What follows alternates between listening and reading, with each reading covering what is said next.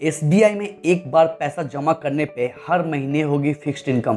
तो क्या है ये फैसिलिटी और कैसे हम इसमें अप्लाई कर सकते हैं, जानेंगे आज के इस वीडियो में। तो आज के इस वीडियो में हम बात करने वाले हैं एसबीआई की बहुत ही पॉपुलर स्कीम के बारे में, जो है एसबीआई एन्युटी डिपॉजिट स्कीम। इस स्कीम में एक बार पैसा जमा करने पे हमें हर महीने एक फिक्स्ड इनकम मिलता रहेगा। तो चलिए एक एक करके जानते हैं इस स्कीम के बारे में।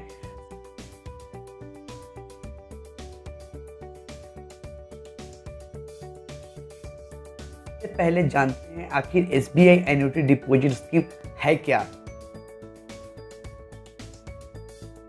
तो इस स्कीम में हमें एक बार में एक लमसम अमाउंट इन्वेस्ट करना होता है, उसके बदले बैंक हमें हर महीने एक फिक्स्ड अमाउंट देते रहता है। इसको हम एक एग्जाम्पल समझते हैं। जिस प्रकार से हम बैंक से लोन लेते हैं और उस लोन को चुकाने के लिए हमें हर महीने एक फिक्स्ड ईएमआई देनी पड़ती है, ठीक इसी प्रकार से इस स्कीम में इसका उल्टा होता है। इस स्कीम में बैंक में हम एक बार पैसा जमा कर देते हैं और बैंक हमें ईएमआई की तरह हमें मंथली पैसा देते रहता है। यहाँ पर ध्यान रखने वाली बात यह है कि इसमें मिलने वाला फिक्स्ड अमाउंट में प्रिंसिपल और इंटरेस्ट दोनों ही शामिल होते हैं। आइए अब जानते हैं इस स्कीम में हमें कितना इंटरेस्ट मिलता है।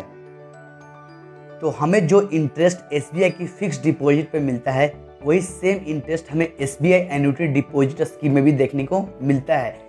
इसके अलावा जिस तरीके से सीनियर सिटीजन को एफडी पर 0.5% एक्स्ट्रा इंटरेस्ट मिलता है, इस स्कीम में भी सीनियर सिटीजन को 0.5% एक्स्ट्रा इंटरेस्ट देखने को मिलेगा।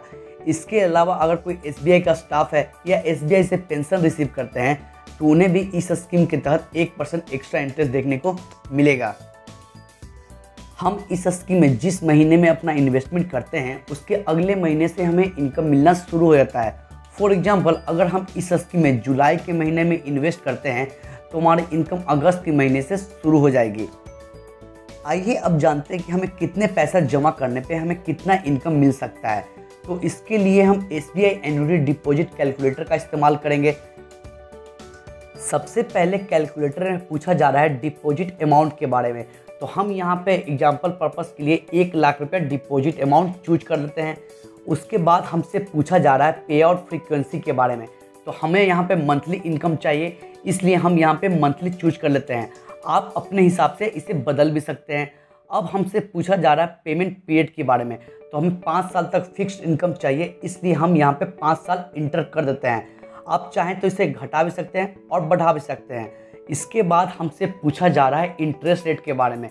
तो अभी इस स्कीम का इंटरेस्ट रेट 5.5% चल रहा है, तो हम यहाँ पे इंटर कर देते हैं।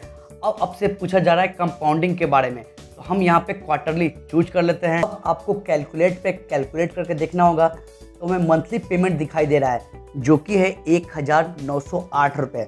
इसका मतलब ये हुआ कि हमें 5 साल तक 1908 रुपये हर महीने देखने को मिलेगा 1 लाख रुपये के इन्वेस्टमेंट अमाउंट पर।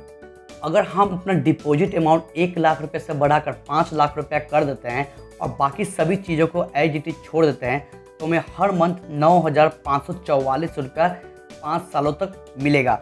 उसी तरह अगर हम अपना डिपॉजिट अमाउंट 5 लाख से बढ़ाकर 10 लाख रुपया कर देते हैं, तो हमें हर मंथ 19,089 रुपया 5 सालों तक मिलेगा। अगर हम अपना डिपॉजिट अमाउंट 10 लाख रुपये से बढ़ाकर 15 लाख रुपया कर देते हैं, तो हमें हर मंथ 28,634 रुपया देखने को मिल जाएगा। तो आप अपना डिपॉजिट अमाउंट अपनी इनकम के अकॉर्डिंग कम या ज़्यादा कर सकते हैं और कैलकुलेट करके देख सकते हैं कि हमें कितना अमाउंट हर मंथ देखने को मिलेगा। अब जानते हैं इस स्कीम में इन्वेस्ट करने की क्या एलिजिबिलिटी है। तो इस स्कीम में कोई भी भारतीय निवेश कर सकते हैं। वो यहाँ पे अपना सिंगल अकाउंट या जॉइंट अकाउंट, इन दोनों में से कोई भी एक अकाउंट ओपन करवा सकते हैं। इस स्कीम में कोई भी माइनर भी इन्वेस्टमेंट करने के लिए एलिजिबल है। अब जानते हैं इस स्कीम के कुछ इंपॉर्टेंट फीचर के बारे में। तो इस स्कीम का डिपॉजिट पीरियड 3 साल, 5 साल, 7 साल या 10 साल तक हो सकता है। हम अपनी सुविधा के अनुसार कोई भी डिपॉजिट पीरियड को चुन सकते हैं। सेकेंड, हम इस स्कीम में मिनिमम मंथली डिपॉजिट 1,000 रुपये तक कर सकते हैं और मैक्सिमम डिपॉजिट करने की यहाँ पे कोई भी लिमिट नहीं रखी गई है। Third, loan facility. हमें इस स्कीम में लोन की फैसिलिटी भी देखने को मिल जाती है। लोन का अमाउंट डिपेंड करता है कि हमने कितने अमाउंट का इन्वेस्टमेंट किया है, लेकिन आपको 75% तक लोन हो सकता है आपका इन्वेस्टमेंट पर। फॉर एग्जाम्पल, अगर आप इस स्कीम में 10 लाख रुपए इन्वेस्ट करते हैं तो 10 लाख का 75% आपको 7.5 लाख रुपए तक लोन हो सकता है। Fourth, transfer facility. आप इस स्कीम को देश के किसी भी दूसरे बैंक में जाकर ट्रांसफ़र करवा सकते हैं, लेकिन वो बैंक सिर्फ SBI का ही होना चाहिए। आइए अब इस प्लान को SBI की RD और FD से कंपेयर करके देखते हैं।